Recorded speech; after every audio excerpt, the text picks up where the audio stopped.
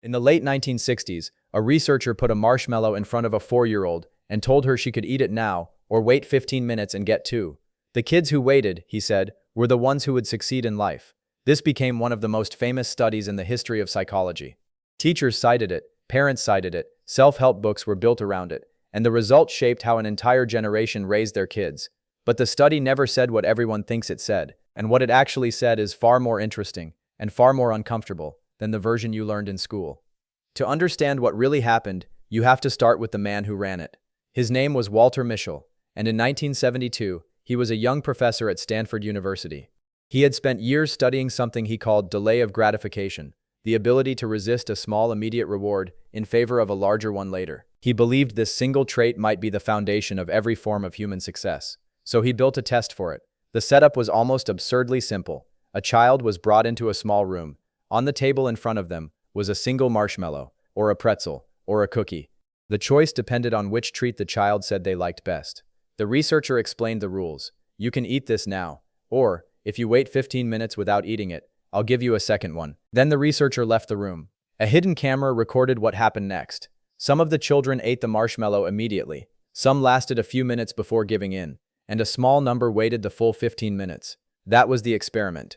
Years later, Mischel's team tracked down as many of those original children as they could find. They were now in their late 30s. The researchers collected data on every major measure of life success they could access: education, income, career, body mass index, stress levels, even how the participants rated their own lives, and the result was clean. The kids who had waited for the second marshmallow were doing better on nearly every measure. Not by a little, by a lot. The finding was published in 1990.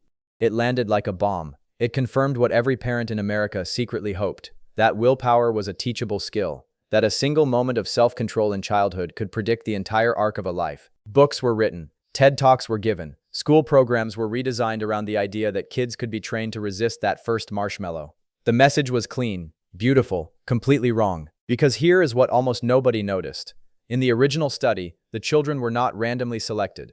They came from a single preschool on the Stanford campus, and the families that sent their kids to the Stanford Bing Nursery School were not average families. They were almost entirely the children of Stanford faculty: doctors, lawyers, professors, senior researchers. In other words, the children who waited longest for the second marshmallow came from some of the most advantaged households in the country. Their parents were already wealthy, their neighborhoods were already safe, their schools were already top tier. The marshmallow had almost nothing to do with it. But for 30 years, the finding held. No major replication, no serious challenge. Just the steady, repeated assertion that willpower was the secret to success, taught to children as young as 4, until someone finally tried it again. In 2018, a team of researchers at the University of California, Irvine ran a large-scale replication of the original study. The lead author was a developmental psychologist named Tyler Watts. The team was backed by a federal grant. The methodology was rigorous. More than 1,000 children were tested, across multiple schools, across multiple income levels. The result was devastating. There was no significant correlation between how long a child waited for the second marshmallow and any meaningful measure of later life success. The effect that had been taught in every psychology textbook for 3 decades had effectively disappeared. But that was not the most interesting finding. What Watts and his team discovered when they dug deeper changed the conversation entirely. The strongest predictor of how long a child waited was not willpower. It was not character. It was not parenting style. It was whether the child trusted the experimenter to come back into the room. Children who came from stable homes, where adults had consistently followed through on their promises, waited longer. Children who came from chaotic or unstable environments, where adults had not, ate the marshmallow almost immediately. The 4-year-olds were not testing their own self-control. They were performing a rational calculation about whether the adult would honor the deal.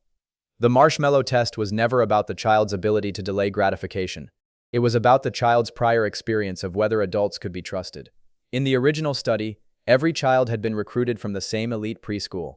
Their parents were Stanford faculty. Their lives were predictable. Their adults had always followed through. So they waited. In the replication, the children came from every kind of background, and the ones who had learned that adults sometimes did not return, did not wait. The marshmallow did not measure willpower. It measured something the researchers had not designed it to measure. And almost everyone who had ever cited the study had read the result completely wrong. So what does it actually mean? It means the version of the marshmallow test you learned in school was never really about children at all. It was a mirror held up to the environments those children had been raised in. Some of them had been raised in worlds where promises held. Some had not. The marshmallow only revealed which was which. And the reason the finding felt so powerful for so long was not because it was true. It was because it told a story people wanted to believe. That success was an internal trait. That discipline was something you could install in a child the way you'd install software. That if a kid just waited long enough, their entire life would unfold differently. The truth is older and less comfortable. Children do not learn to wait because they are taught to wait. They learn to wait because they have already learned that the world can be trusted to come back into the room.